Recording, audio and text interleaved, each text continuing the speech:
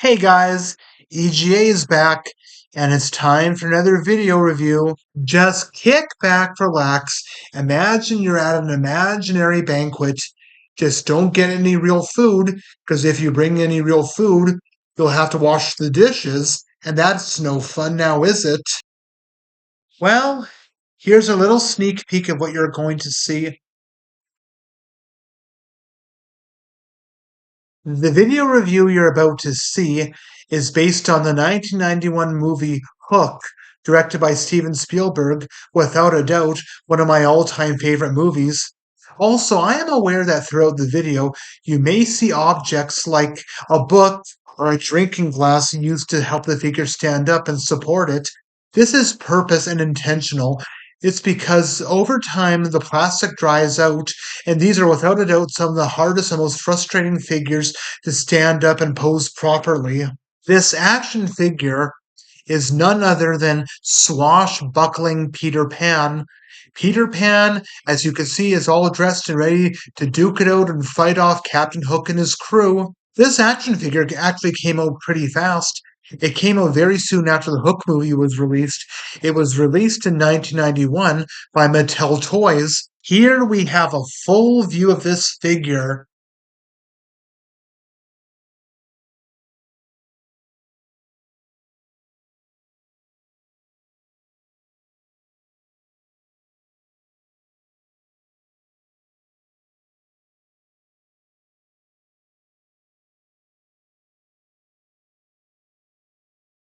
And another full view of the figure, but this time the figure is not wielding any of its weapons or accessories.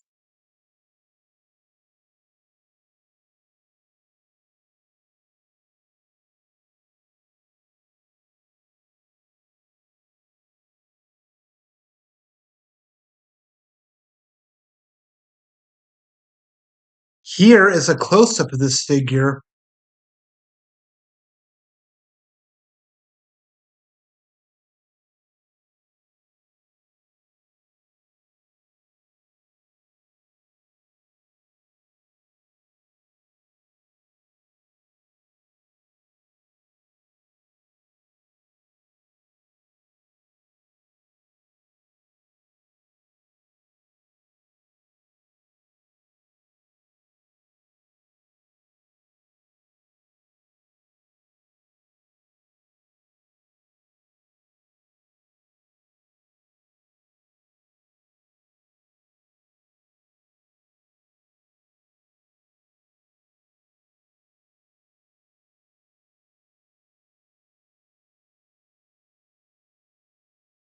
Now, in regards to his posability is actually pretty good.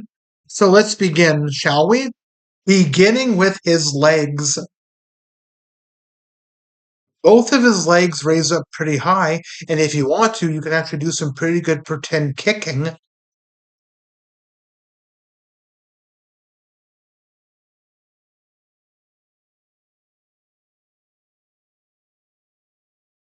Also, as you can see, both of his legs do raise up pretty high going backwards, and if you want to, you can also pretend to do some pretty good reverse kicking if you'd like. Also, this figure can sit down. As you can see, he can sit down pretty darn good now, can't he? Next, we will discuss his arms. Going sideways, his arms can bend up almost up to touch his head. They can swivel around, pointing to the opposite direction, going backwards. The last thing we need to cover is his head, but we're not actually going to literally cover the head, if you get what I mean. Going sideways, his head can twist all around, but be gentle, it might accidentally break off, and that's not good.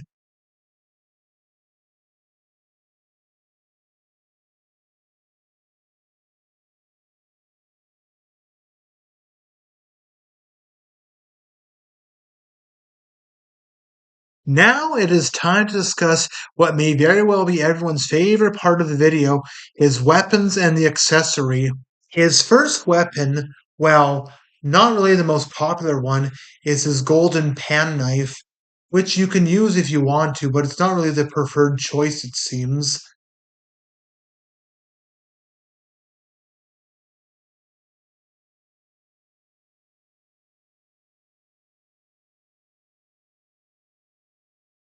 His second weapon, and the more popular weapon, is his golden pan sword. This sword is probably the most popular sword in the wave.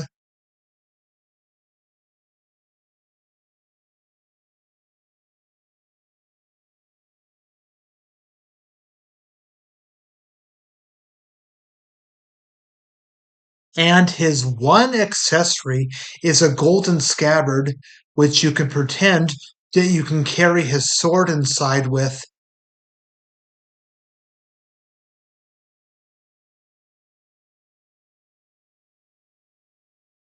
See that golden stud? That is the attachment peg. Do you see that hole on his left leg? That is where it attaches. Whenever you feel like it, attach them together and it'll look like this. I apologize for not having a video clip for this, but I almost forgot to mention that this figure has a special feature. In his torso is a slight wind up mechanism. If you pull his right arm back and let go, it will look like he is slashing his sword or his knife right at his opponents, and he can even knock them over. To do this, equip your figure with either his knife or his golden sword, then have your opponent figure ready in front of you, and when you're ready, wind the right arm back and let it go, and let him slash at your opponent. Here you will see a demonstration of what it looks like. However, no one was available to help me, so I had to temporarily tape the figure into place to show you how to do it so I would be able to film with my phone at the same time. Normally, when you'd be playing, you'd be holding your figure with one hand and using the mechanism with the other hand.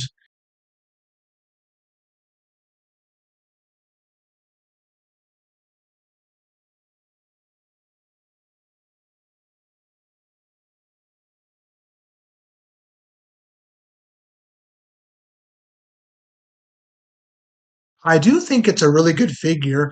My only complaint is that they went a little overboard on the detailings of his weaponry, especially his golden pan sword.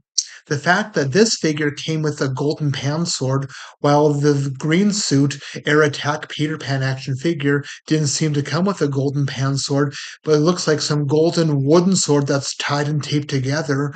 What do you think? Do you think that they went a little overboard on his weapons? Or do you think it's just fine that he came with a good sword like this? Well, that was all. So, what did you think? I hope you all liked it. Now, feel free to like, comment, maybe even subscribe if you feel like it.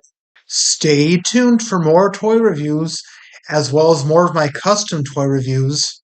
And yes, I'm sorry, but I am a little possessive of my possessions, so for the record, it is not for sale. Sorry.